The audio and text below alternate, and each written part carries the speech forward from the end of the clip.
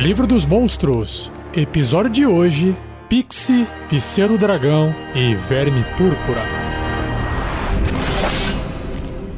Regras do D&D 5e. Uma produção RPG Next. A ilustração do Pixie, ou da Pixie, que tem no Livro dos Monstros do D&D 5ª edição, é basicamente uma fadinha, a Sininho do Peter Pan, uma criatura bem pequenininha, com forma de humano. No caso, a ilustração do livro é uma menininha, orelhas pontudas, cabelo parece ser ruivo, a roupa dela parece ser feita de folhas ou vegetação, toda verde, só que parece também ao mesmo tempo se fundir nos braços e na perna, não tenho certeza. E o que chama mais atenção, além da aparência humana, é o par de asas de borboleta que ela tem nas costas, bem brilhante.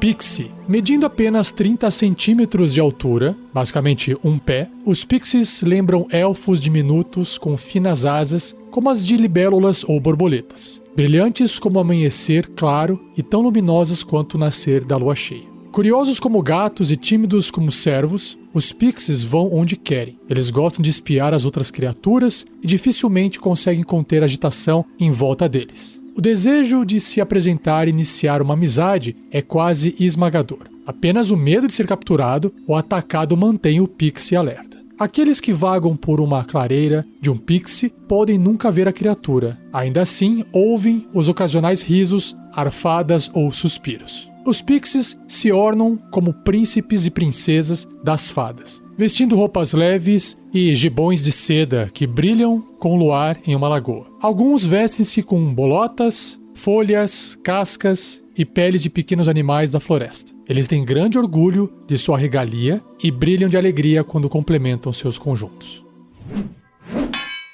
Povo feérico mágico. Com seu poder inato de invisibilidade, os pixies raramente aparecem, a não ser que desejem serviços. Em Faéria e no plano material, os pixies gravam padrões de geada nas lagoas durante o inverno e despertam os brotos na primavera. Eles fazem as flores brilharem com orvalho no verão e colorem as folhas com tons quentes no outono.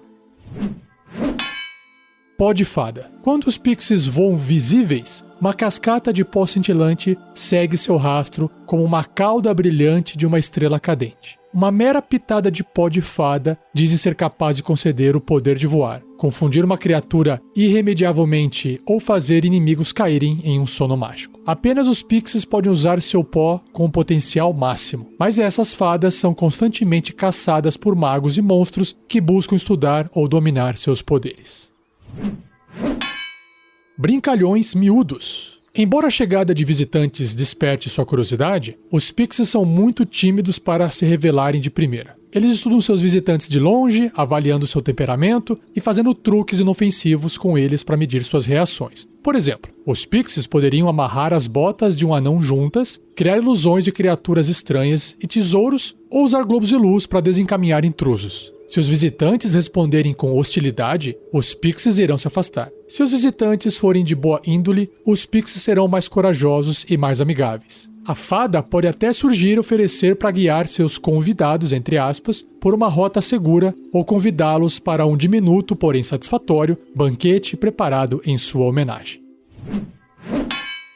Avessos à violência. Diferentes dos seus primos feéricos, os sprites, os pixies abominam armas e preferirão fugir a entrar em confronto físico com qualquer inimigo. E para fechar a descrição do pixie, antes de eu passar para o bloco de estatísticas, tem um papelzinho aqui com uma anotação escrita à mão. E está escrito o seguinte: vestidos de pétalas e gorros de bolota são tão verão passado?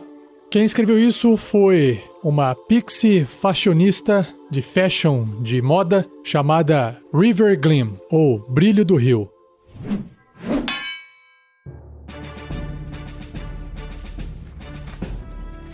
Bloco de estatísticas do Pixie, do monstro Pixie. É uma fada miúda, é o tipo de criatura, fada, tamanho miúdo, de alinhamento ou tendência neutro e bom. Sua classe armadura é 15, uma boa armadura, porque é pequenininho, né? Pontos de vida 1.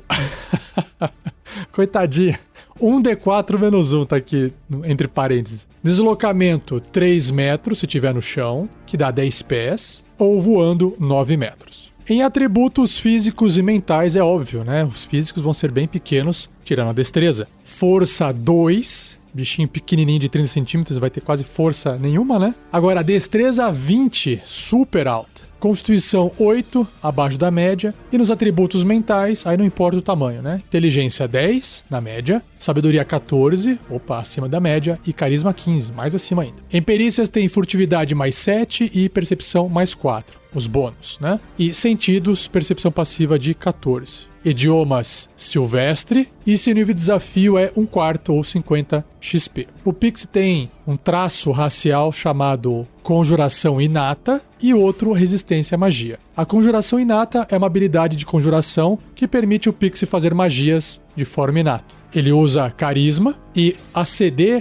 ou a classe de dificuldade de resistência da magia, é 12 e tem mais 4 para poder atingir com ataques de magia. O Pixie pode conjurar inatamente as seguintes magias necessitando apenas do seu pó de fada como componente. Então, à vontade, ele pode fazer druidismo, que é o Druidcraft, e uma vez por dia, cada uma dessa lista grande de magias aqui, ó. Confusão, constrição, detectar bem e mal, detectar pensamentos, dissipar magia, força fantasmagórica, globos de luz, metamorfose, sono e voo. Só que dá pra ver que o Pixie, na parte de magia, vai conseguir se sobressair, né? E a resistência à magia, que é outro traço, o Pixie possui vantagem nos testes de resistência contra magias e outros efeitos mágicos. E, finalmente, na parte de ações, não tem nenhum tipo de ataque, com arma ou com os punhos, nada disso. A única ação é invisibilidade superior. O Pixie torna-se magicamente invisível até sua concentração acabar, como se estivesse se concentrando em uma magia. Qualquer equipamento que o Pixie esteja vestindo ou carregando fica invisível com ele. Então, basicamente, o Pixie pode ficar invisível a todo instante,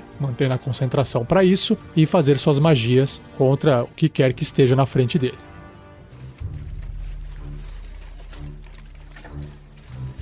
Ideia de aventura. Bom, ficou evidente que o Pixie não é uma criatura que foi feita para ser utilizada como um saco de pancada dos aventureiros, né? E por se tratar de uma criatura inteligente, mágica, pequena, dos contos de fadas, criatura que representa os contos de fadas, né? Você tem que usar o NPC como uma ferramenta muito mais narrativa. Pelo menos é o que eu acho. Então, uma ideia de aventura seria, imagina numa região, num local, numa cidade, alguém que esteja vendendo de forma meio contrabandeada, meio escondido, pó de fada. Por quê? Porque ele não quer pagar tributo pro prefeito da cidade e ele sabe que o que ele tá fazendo ali, ele pode estar trazendo algum certo risco para a cidade, ou porque ele não quer gerar algum tipo de concorrência, não dá para saber. Ou até existe venda de pó de fada na cidade e tem alguém que está tentando vender por fora isso, porque afinal de contas, basta, entre aspas, ir lá pegar na floresta. Quando na verdade existe alguém, não sei se é o próprio vendedor ou alguém por trás, que capturou um ou mais pixies, mantém eles enjaulados e de alguma forma conseguiu forçá-los a produzir esse pó de fada quando eles voam. E aí coletar. Mais ou menos como manter cobras num lugar para fazer soro contra o veneno delas, sabe? Com a diferença que cobra e pixie são criaturas bem diferentes. E aí seria legal ter uma aventura onde seja necessário usar o pó de fada, sendo que ele pode dar problema, tem uma chance de dar problema, né, da pessoa cair adormecida no chão, mas em grupo, sempre que alguém usa o pó de fada e cai adormecido, basta dar um chacoalhão nele lá que ele acorda. E aí a coisa continua. E aí o pessoal precisa voar, ou eles usam o pó de fada para poder fazer alguma coisa na cidade onde eles moram para sobrevivência. Então, dá para construir uma situação onde existe uma justificativa para a população usar o pó de fada, mas que alguém incomodado com essa situação, que faz todo sentido, uma situação de escravidão das criaturas inteligentes, possa buscar os próprios aventureiros a encontrarem uma nova forma de não depender do pó de fada para que essa criatura não seja mais escravizada, presa, explorada. E aí, ao invés de sair por aí precisando incriminar todos, brigando, combatendo contra um sistema, talvez trazendo uma nova solução para aquela população resolva o problema. Ou gere um novo problema. Aí fica para uma segunda aventura. Mas às vezes, sei lá, os aventureiros têm que encontrar um grupo de gnomos que mora embaixo da terra, mas que eles são conhecidos por construir geringonças. E aí isso pode ser trazido para a cidade e resolver o problema de ter que voar das pessoas, por exemplo. E aí os aventureiros partem numa aventura diplomática, vão encontrar desafios de combate no meio do caminho. E claro que quando trazer isso de volta, talvez tenham que colocar abaixo algum tipo de tirano na força para poder implementar essa outra solução. Porque as pessoas talvez tenham que depender daquilo, senão elas iriam morrer também, sabe? Enfim, olha só a riqueza de aventura que é possível criar com uma simples leitura de uma página de uma criatura. E você já sabe, compartilhe também sua ideia, escreva post de onde você estiver ouvindo esse episódio ou acesse o fórum do RPG Next. Seja você também um guerreiro ou uma guerreira do bem. Para saber mais, acesse padrim.com.br/rpgnext ou picpay.me/rpgnext.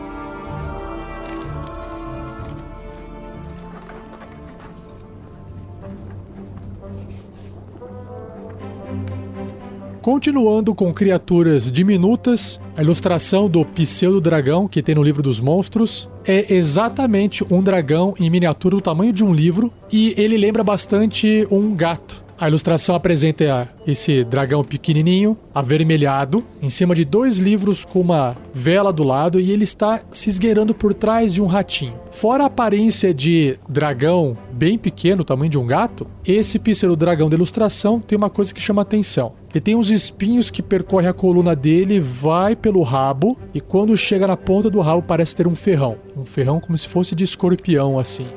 E apesar de ele ser um pseudo-dragão, ele também mantém a mesma estrutura fisiológica de 4 patas, mais um par de asas nas costas, com 2 bracinhos segurando, da mesma forma que os dragões verdadeiros têm. Pseudo-dragão. O elusivo pseudo-dragão vive em locais calmos do mundo, fazendo seus lares em árvores ocas e pequenas grutas. Com suas escamas vermelho-amarronzadas, chifres e mandíbulas cheias de dentes afiados, um pseudo-dragão lembra um dragão vermelho miúdo, mas com disposição para brincadeiras. Talvez ele esteja mais para cachorro do que para gato. Quietos e defensivos. Os pseudo-dragões têm pouco interesse em outras criaturas e eles evitam-nas sempre que possível. Se for atacado, um pseudo-dragão lutará usando seu ferrão venenoso na ponta de sua cauda. Uma ferroada dele pode colocar uma criatura em um estado catatônico que pode durar horas. Familiares dracônicos. Magos frequentemente buscam pseudo-dragões cuja boa disposição, habilidade telepática e resistência à magia os torna familiares superiores. Os pseudo-dragões são seletivos quando ele chega a escolher companheiros, mas eles podem às vezes ser conquistados com comida ou tesouro. Quando o pseudo-dragão encontra um companheiro aceitável, ele se vincula a essa pessoa enquanto for tratado de forma justa. Um pseudo-dragão não tolera maus tratos e abandonará um companheiro manipulador ou abusivo sem aviso. Linguagem da emoção. Os pseudo-dragões não podem falar, mas eles se comunicam usando uma forma limitada de telepatia que os permite partilhar ideias básicas como fome, curiosidade e afeição. Quando se vincula a um companheiro, um pseudo-dragão pode comunicar o que ele vê e ouve mesmo através de longas distâncias. Um pseudo-dragão frequentemente vocaliza sons de animais. Um ronronar áspero indica prazer, enquanto que um silvo significa surpresa desagradável. Um som parecido com um piar de um pássaro representa desejo e um grunhido sempre significa raiva ou descontentamento. Aqui no livro também tem um bloco de texto, uma caixinha, que apresenta uma variação, que é o familiar pseudo-dragão, que foi descrito agora há pouco. Ele adiciona tal informação ao bloco de estatísticas do bichinho. Alguns pseudo-dragões estão dispostos a servir conjuradores como seus familiares. Tais pseudo-dragões têm o seguinte traço: familiar. O pseudo-dragão pode servir outra criatura como um familiar, formando um elo telepático mágico com esse companheiro disposto. Enquanto ambos estiverem ligados, o companheiro pode sentir o que o pseudo-dragão sente, contanto que ambos estejam até 1,6 km, ou seja, 1 milha, um do outro. Enquanto o pseudo-dragão estiver a 3 metros ou 10 pés de seu companheiro, o companheiro compartilha o traço chamado resistência à magia do pseudo-dragão. Aí é forte, hein? A qualquer momento e por qualquer razão, o pseudo-dragão pode terminar seu serviço como familiar, terminando o elo telepático.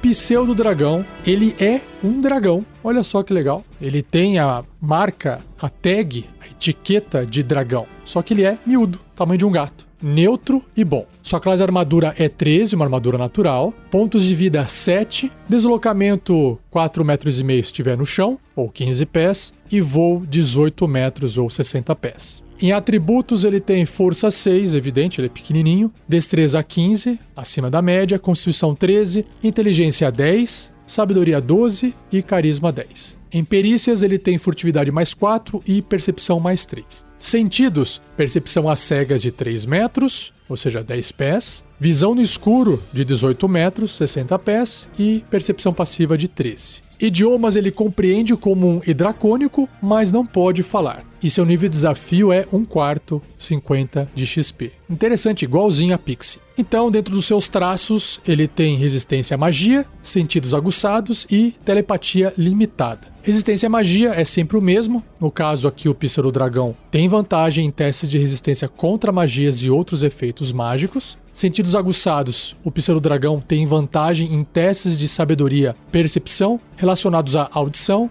olfato e visão. E telepatia limitada, o pseudo-dragão pode comunicar ideias, emoções e imagens simples telepaticamente com qualquer outra criatura até 30 metros dele, que são 100 pés, que possa compreender um idioma. E na parte de ações, ele tem tanto o ferrão quanto a mordida. O ferrão é um ataque corpo a corpo com arma, assim como a mordida. Ambas as ações têm mais 4 para poder atingir apenas um alvo adjacente, ou seja, 1,5 metro. Se o ferrão acertar, assim como a mordida, causa o mesmo dano, que é 4 ou 1d4 mais 2 de dano perfurante, só que o ferrão continua. No caso, o alvo tem que ser bem sucedido num teste de resistência de constituição com dificuldade 11 ou ficará envenenado por 1 hora. Se o resultado do teste de resistência for 6 ou inferior, ou seja, bem ruim, o alvo ficará inconsciente pela duração ou até sofrer dano ou outra criatura usar a sua ação para acordar. Caramba, muito bom.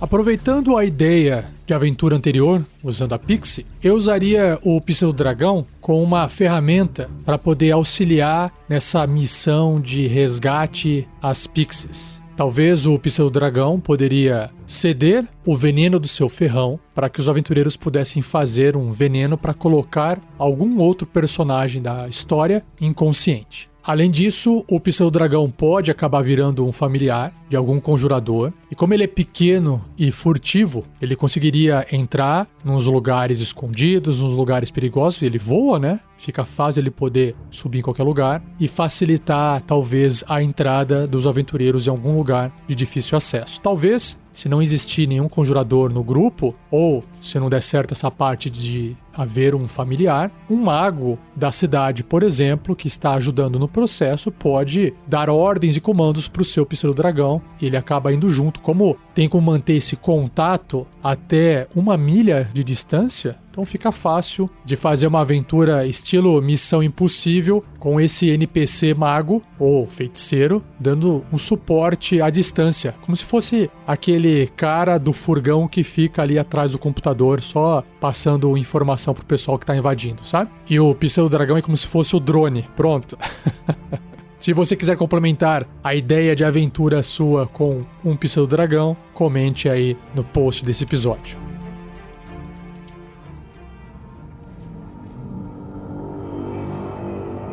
E a última criatura, o último monstro do cast de hoje é o Verme Púrpura, ou Purple Worm. Basicamente, a ilustração é de uma grande minhoca púrpura, da cor roxo, claro, imagino eu, saindo da terra, enrolando parte do seu corpo, e na ponta tem uma grande boca com vários dentes. E também no corpo, ao redor, seguindo a sua carapaça, vários espetos com cor de osso, que dá um aspecto mais grotesco ainda à criatura.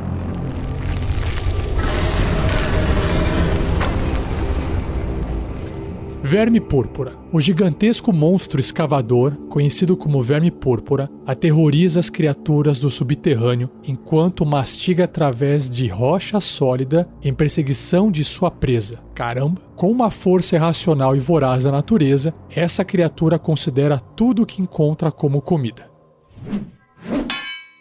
Caçadores famintos. Barulhos altos atraem os vermes púrpuras, que são conhecidos por interromper batalhas subterrâneas e rasgar através do subterrâneo cidades em busca de presas. As civilizações subterrâneas, os Draugs, Duergar e Devoradores de Mentes, mantêm proteções especiais em volta de suas colônias para deter esses monstros. Apesar de serem mais comuns no subterrâneo, vermes púrpuras são frequentemente vistos na superfície do mundo em terras rochosas e montanhosas. A bocarra do verme púrpura é grande o suficiente para engolir um cavalo inteiro e nenhuma criatura está a salvo de sua fome. Ele rasteja para frente ritmicamente, comprimindo e expandindo seu corpo, igual a minhoca, pegando outros habitantes do subterrâneo de surpresa com a velocidade que avança.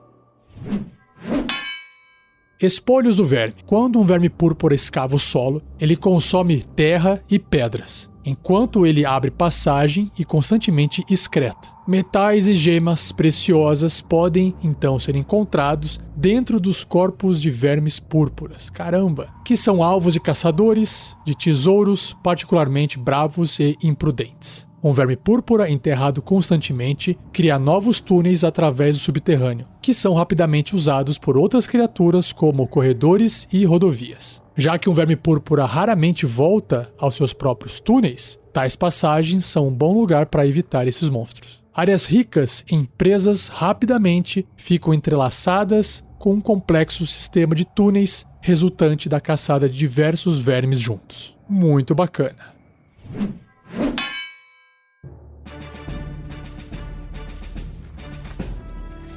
Verme púrpura. Monstruosidade imensa. E lembrando que Gargantuan, ou imensa, pode adotar tamanhos maiores se você precisar na sua aventura. E seu alinhamento, ou a sua tendência, é Unaligned, imparcial. Classe armadura 18, uma armadura natural. Pontos de vida 247. Caramba, muito. No deslocamento, em solo, 15 metros ou 50 pés, bem rápido. E escavando um pouco menos, mas ainda assim muito rápido por estar comendo a terra, né, embaixo. Ou rochas, escavação de 9 metros ou 30 pés. Em atributos, segura aí a ignorância. Força 28. Tem que ter, né, para poder perfurar a rocha. Destreza 7, Constituição 22, uau. Inteligência 1, mínimo para poder sobreviver, né? Sabedoria 8, Carisma 4. Em testes de resistência, ele tem bônus. Constituição mais 11, caramba, Sabedoria mais 4.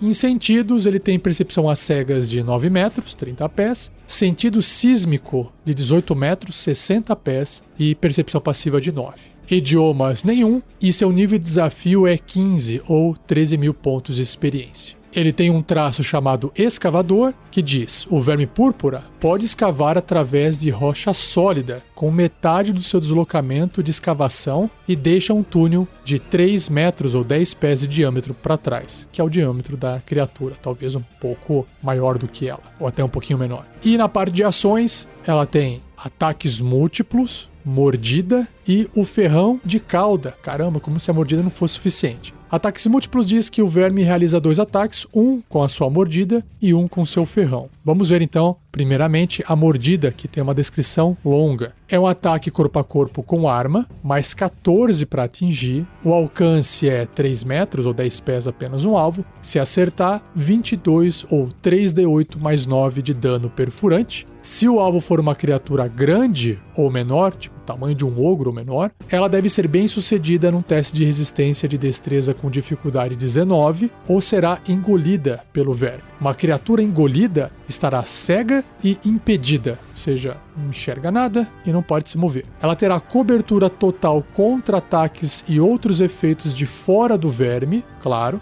e sofre 21 ou 6d6 de dano de ácido no começo de cada um do turno do verme. Caramba, tá no estômago da criatura, né? Se o verme sofrer 30 de dano ou mais em um único turno por uma criatura engolida, o verme deve ser bem sucedido num teste de resistência de constituição com dificuldade 21 no final desse turno, ou regurgitará todas as criaturas engolidas, que cairão num espaço até 3 metros do verme. Se o verme morrer, uma criatura engolida não estará mais impedida por ele e poderá escapar do corpo usando 6 metros de movimento, estando caída ao sair, como se estivesse engatinhando para sair ou se rastejando. Então, basicamente, eu fico imaginando aqui, se o verme comeu mais de uma pessoa que não tem condições de causar 30 de dano, talvez tenha que ter um herói bem forte, um bárbaro, um guerreiro ou até um conjurador que se deixe ser engolido para causar esses 30 de dano lá dentro, para ele poder vomitar as outras criaturas. Só aí já dá uma pequena aventura.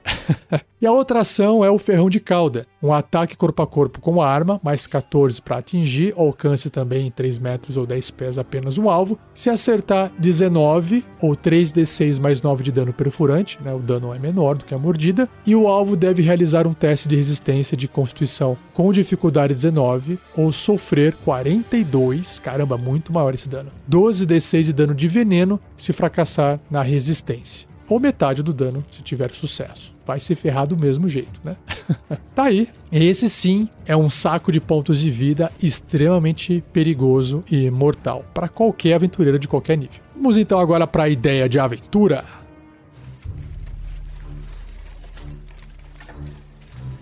Dando continuidade às ideias do cast de hoje, que eu usei ali no Pixie, depois no Pista do Dragão. Então imagine que os aventureiros partiram numa jornada para convencer gnomos da rocha, que são grandes engenheiros, a emprestarem ou venderem ou até construírem engenhocas para resolver o problema da população que usa o pó de fada para poder voar e, sei lá, cuidar de animais ou de plantações, ou até para sobrevivência que não seja alimentar, mas de proteção, alguma situação. Só que chegando ali na colônia dos gnomos, eles estão com um problema e eles falam que eles podem ajudar se eles forem também ajudados. Não porque eles estejam sendo maldosos, querendo explorar, nada disso. É porque eles realmente precisam de uma ajuda com esse problema, porque a sociedade deles está em perigo por causa de um verme púrpura. Eles já construíram alguma coisa para poder protegê-los, ou pelo menos reduzir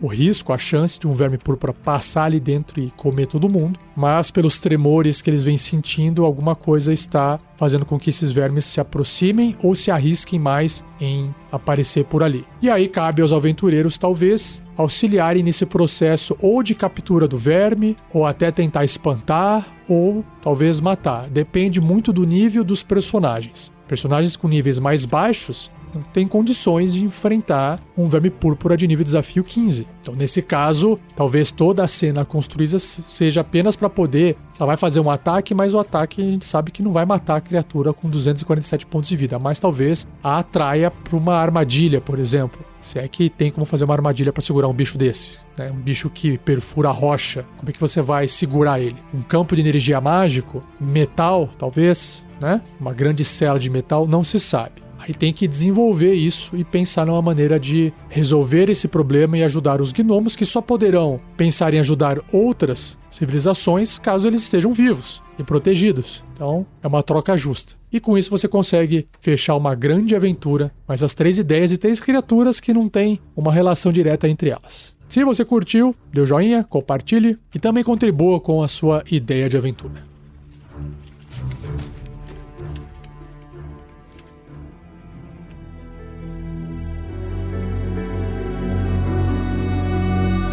E assim eu encerro mais um episódio do Regras do D&D 5e. Não se esqueça de compartilhar, de deixar um like. Agradeça mais uma vez ao editor Gleico Vieira Pereira por uma fantástica edição. E se você ainda não conhece nossos outros podcasts, saiba que nós temos contos narrados, que está um tempo já parado no feed, mas os contos gravados estão fantásticos. Aventuras de RPG, do Tarrasque na Bota, alguns bate-papos em podcast sobre outros sistemas, além do D&D quinta edição, tudo isso acessando rpgnext.com.br. E não perca o próximo episódio, onde irei apresentar os monstros Quaggoth, Rakshasa, acho que é assim que fala, e Remorhazes. Beleza? Muito obrigado, um abraço e até o próximo episódio.